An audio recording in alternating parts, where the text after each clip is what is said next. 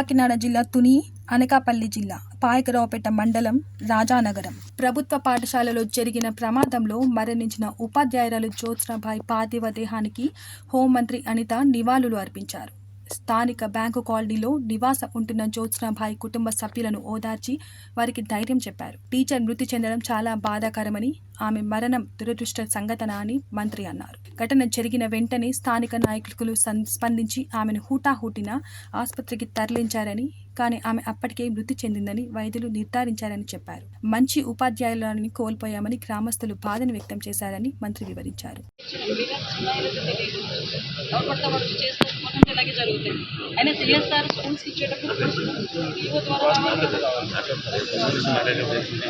2 నెలల క్రితం జ్యోత్స్నాబాయి భర్త చనిపోవడం మంత్రి విచారం వ్యక్తం చేశారు. జ్యోత్స్నాబాయి పిల్లల చదువుల బాధ్యత ప్రభుత్వం తీసుకుంటుందని అన్నారు. విద్యాశాఖ మంత్రి నారా లోకేష్ కూడా ప్రత్యేకంగా దృష్టి సారించారని మంత్రి చెప్పారు. ఇలాంటి సమయంలో ఆమె కుటుంబానికి అందరూ అండగా ఉండాలని, జ్యోత్స్నాబాయి ఆత్మకు శాంతి చేకూరాలని దేవుని ప్రార్థిస్తున్నట్లు ఆమె చెప్పారు.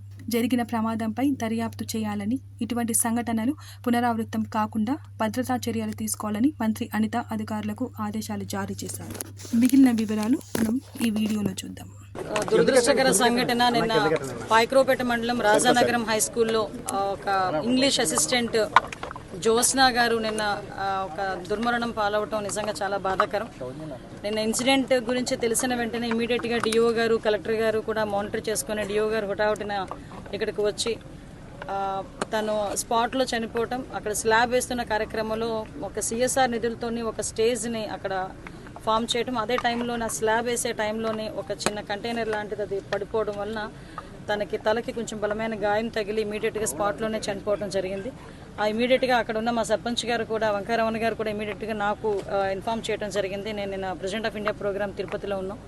అక్కడ నుంచి లోకల్ నాయకులు అందరూ కూడా కోఆర్డినేట్ చేసుకుని, మండల నాయకులు అందరూ కూడా కోఆర్డినేట్ చేసుకుని విత్ మా డిపార్ట్మెంట్ వాళ్ళందరితో కూడా కోఆర్డినేట్ చేసుకొని తనని ఇమీడియట్గా ఇక్కడ హాస్పిటల్కి తరలించడం, హాస్పిటల్లో పోస్ట్ మార్టం సంబంధించిన కార్యక్రమాలు వాళ్ళ తల్లిదండ్రులకు అందరికీ కూడా ఇన్ఫర్మేషన్ ఇచ్చి మళ్ళీ తిరిగి ఆ బాడీని ఇంటికి చేర్చడం కూడా జరిగింది. ఈరోజు జరగబోయే ఈ కార్యక్రమాలు, క్రిమినేషన్కి సంబంధించిన కార్యక్రమాలన్నిటికీ కూడా అందరూ టీచర్స్ అందరూ కూడా ఈరోజు పర్టికులర్గా ఇక్కడికి వచ్చి, రాజేష్ గారు అందరూ కూడా ఇక్కడికి వచ్చి సహకరించడం జరుగుతుంది.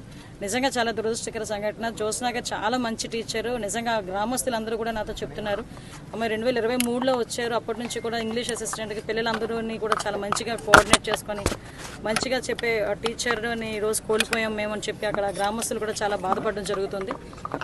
తను ఇంగ్లీష్ అసిస్టెంట్గా ఉండే దురదృష్టం ఏంటంటే తనకి 2 years బ్యాక్ వాళ్ళ హస్బెండ్ని కూడా కోల్పోవడం జరిగింది. కేవలం ఇప్పుడు వాళ్ళ అత్తగారు ఎవరైతే రిటైర్డ్ టీచర్ మేడం కూడా అత్తగారితో పాటు ఉంటున్న నేపథ్యంలో ఈ సంఘటన జరగడం నిజంగా చాలా దురదృష్టకర సంఘటన కింద మనం భావించాలి. ఫస్ట్ ఆఫ్ ఆల్ ఇటువంటి యాక్సిడెంట్స్ ఫర్దర్గా జరగకుండా చూసుకోవాల్సిన బాధ్యత కూడా స్కూల్ యాజమాన్యాలు, అదేవిధంగా ఎవరైతే కన్స్ట్రక్షన్స్ చేస్తున్నారో వాళ్ళు కూడా చూసుకోవాల్సిన బాధ్యత ఉంది. ఎందుకంటే ఇటువంటి కన్స్ట్రక్షన్స్ జరిగేటప్పుడు పిల్లల మూమెంట్ కానీ, పిల్లలకి అటువైపు రానివ్వకుండా చూసుకునే బాధ్యత కానీ, టీచర్స్ని రానివ్వకుండా చూసుకునే బాధ్యతలు ఇవన్నీ కూడా మనం కూడా చేసుకోవాల్సిన పరిస్థితి ఉంది. ముఖ్యంగా జ్యోత్స్నా గారికి గవర్నమెంట్ నుంచి రావాల్సిన అన్ని ఏదైతే బెనిఫిట్స్ ఉన్నాయో ఆ బెనిఫిట్స్ అన్ని యాజ్ ఎర్లీ యాజ్ పాసిబుల్ వచ్చే ఏర్పాటు కూడా చేస్తాం. పిల్లల చదువు బాధ్యతను కూడా గవర్నమెంట్ ఈరోజు తీసుకొని, గవర్నమెంట్ ఏదో రకంగా పిల్లల చదువుల బాధ్యతను ఎంతవరకు చదువుకుంటే పిల్లలు అంతవరకు చదువుకునే బాధ్యత కూడా గవర్నమెంట్ తీసుకుంటుంది. ముఖ్యంగా నారా లోకేష్ గారు ప్రత్యేకంగా దీని గురించి నన్ను ఇక్కడికి పంపించడం జరిగింది. ఫస్ట్ ఆఫ్ ఆల్ నా కాన్షియన్సీ, నాకు బాధ్యత ఉంది. At the same time Lokesh గారు కూడా పర్టికులర్గా దీని మీద నాతో నిన్న మాట్లాడి ఆ కుటుంబానికి ధైర్యం చెప్పండి, నా తరపున కూడా ధైర్యం చెప్పండి అని చెప్పి ఈరోజు నేను పంపించడం జరిగింది.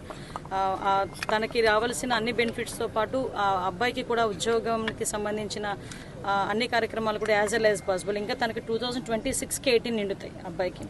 సో ఆ వచ్చిన 18 అయిపోయిన వెంటనే అబ్బాయికి కూడా ఉద్యోగ బాధ్యతలు కూడా చెప్పే కార్యక్రమం కూడా మేము తీసుకుంటున్నాం. నేను ఒకటే కోరుకుంటున్నా, ఇలాంటి సమయంలో ఆ కుటుంబానికి అందరం కూడా సహాయ సహకారాలు అందించాలి, మనందరం కూడా తోడుగా ఉండాలి, ధైర్యాన్ని ఇవ్వాలి. జ్యోత్స్నా గారు ఆత్మకి శాంతి చేకూరాలని భగవంతుని కోరుకుంటున్నాను.